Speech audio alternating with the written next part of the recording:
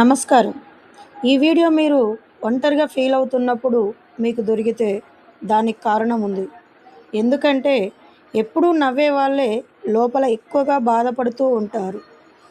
మన చుట్టూ ఉన్న వాళ్ళని చూస్తే ఎప్పుడూ నవ్వుతూ, ఎవరితోనైనా సరదాగా మాట్లాడుతూ, బలంగా ఉన్నట్టు కనిపిస్తారు. కానీ నిజం ఏమిటంటే వాళ్ళు తమ బాధని ఎవరికీ చూపించరు. ఎందుకంటే నేను బాగున్నాను అని చెప్పడం వాళ్ళకి అలవాటైపోయింది. సమాజం మనకి ఒక మాట నేర్పించింది, బలంగా ఉండాలి అంటే ఏడవకూడదు అని. కానీ నిజంగా బలంగా ఉండడం అంటే మన బాధని గుర్తుంచుకోవడం. కొన్నిసార్లు మనకి కూడా అలా అనిపిస్తుంది కదా. ఎవరైనా అడిగితే బాగున్నా అని చెప్పేస్తాం. కానీ లోపల మాత్రం ఏదో ఖాళీగా, ఏదో భారంగా. ఎందుకంటే మనం బాధ చెప్పుకుంటే వాళ్ళు అర్థం చేసుకుంటారో లేదో అన్న భయం, లేదా మనని బలహీనులుగా చూస్తారేమో అన్న భయం.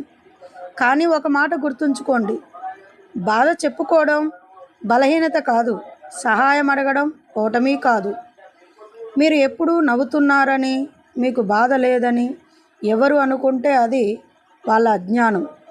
మీ నిజమైన విలువ మీకు మాత్రమే తెలుసు. ఈ వీడియో చూస్తున్న మీరు ఒకటే విషయం గుర్తుంచుకోండి, మీరు ఒంటరిగా లేరు. మీలా ఫీల్ అవుతున్న వాళ్ళు చాలామంది ఉన్నారు. మీకు ఈ మాటలు తాకితే కామెంట్స్లో ఒక్క మాట రాయండి, నేను ఒంటరిగా లేను అని.